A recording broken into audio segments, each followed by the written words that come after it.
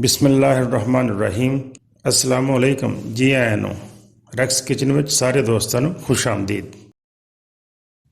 ਅੱਜ ਅਸੀਂ ਚਿਕਨ ਕੜਾਈ ਬਣਾ ਰਹੇ ਹਾਂ ਕਾਲੀ ਮਿਰਚ ਵਾਲੀ। ਕਾਲੀ ਮਿਰਚ ਵਾਲੀ ਕੜਾਈ ਕਾफ़ी ਪਸੰਦ ਕੀਤੀ ਜਾਂਦੀ ਹੈ ਅਤੇ ਬਣਾਉਣੀ ਵੀ ਬਿਲਕੁਲ ਆਸਾਨ ਹੈ। ਅਤੇ ਕੜਾਈ ਸ਼ੁਰੂ ਕਰਨ ਤੋਂ ਪਹਿਲੇ ਗੁਜ਼ਾਰਿਸ਼ ਹੈ ਕਿ ਅਗਰ ਤੁਸੀਂ ਮੇਰੇ ਚੈਨਲ ਨੂੰ ਹਜੇ ਤਾਈਂ ਸਬਸਕ੍ਰਾਈਬ ਨਹੀਂ ਕੀਤਾ ਤਾਂ ਉਹਨੂੰ ਸਬਸਕ੍ਰਾਈਬ ਜ਼ਰੂਰ ਕਰ ਲਓ। ਮੇਰੀ ਇਸ ਵੀਡੀਓ ਨੂੰ ਪੂਰੀ ਦੇਖਣ ਦੀ ਕੋਸ਼ਿਸ਼ ਕਰਿਓ, ਇਨਸ਼ਾਅੱਲਾ ਤੁਹਾਨੂੰ ਪਸੰਦ ਆਏਗੀ। तो आओ फिर काली मिर्च वाली चिकन कढ़ाई बनानी शुरू करिए। कढ़ाई तेल पा के उन्होंने गर्म होने दो तो उस तो बाद वो दो बारीक प्याज कट के पा लो। प्याज को असीं हल्का जिहा गोल्डन ब्राउन करना है।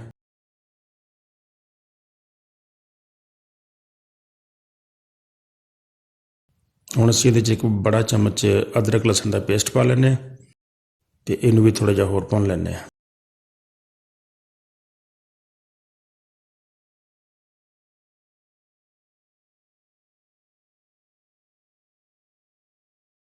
ਹੁਣ ਤੁਸੀਂ 2 टमाटर पा लो बारीक कट के।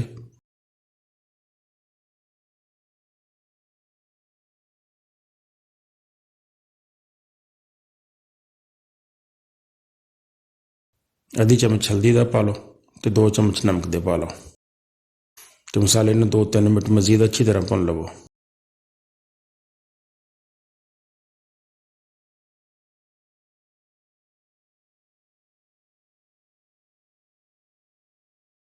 ਹੁਣ ਅਸੀਂ ਇਹਦੇ चिकन शामिल करते हैं।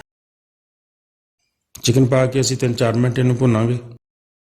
चिकन ਨੂੰ इस तरह भुनन ਦੇ ਨਾਲ बहुत अच्छा टेस्ट बनता है। रैक्स किचन के नाम का मेरा फेसबुक ते पेज भी बनया होया है। मेरे फेसबुक पेज ते जाके उन्होंने लाइक भी करो तो उत्ते भी मेरी वीडियोज़ लगिया हुई, उत्थों भी तुसीं वीडियो देख सकते हो। मैनूं तुसीं इंस्टाग्राम ते भी फॉलो कर सकते हो।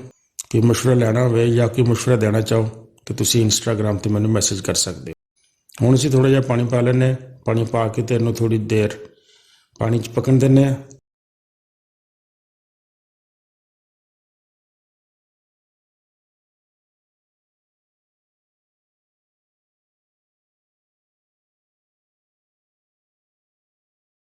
दो तीन हरियां मिर्चां भी बारीक कट के शामिल कर लो। इन्होंने अच्छी तरह हिला के तो 5-7 मिनट असीं ढक्कन दे के पकावांगे ताकि साडा गोश्त अच्छी तरह गल जाए।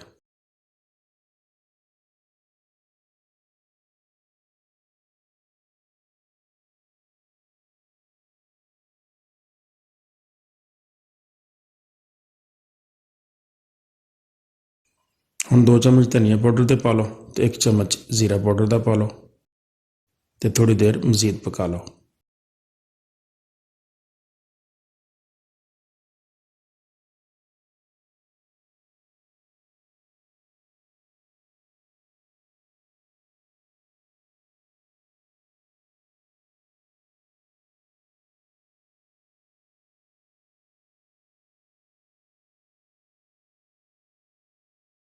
हुण थोड़ा जिहा दही शामिल करते हैं।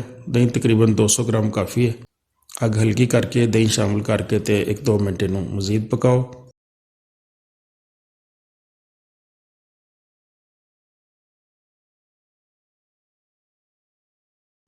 हुण असीं आखिर ते 1 चम्मच गर्म मसाले का तो 1 चम्मच काली मिर्च का पावांगे। ये चीज़ां आखिर ते असीं इस वास्ते पाईयां ताकि चिकन का कलर ज़्यादा गहरा ना हो जाए।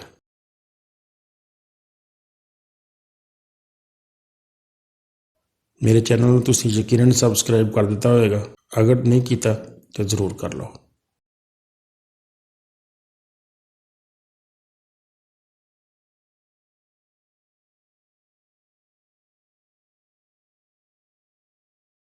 साड़ी काली मिर्च वाली चिकन कढ़ाई तैयार हो गई है।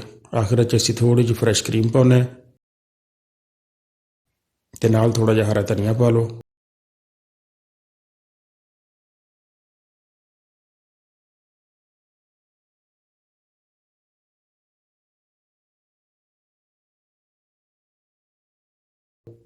काली मिर्च वाली चिकन कढ़ाई बिल्कुल तैयार हो गई।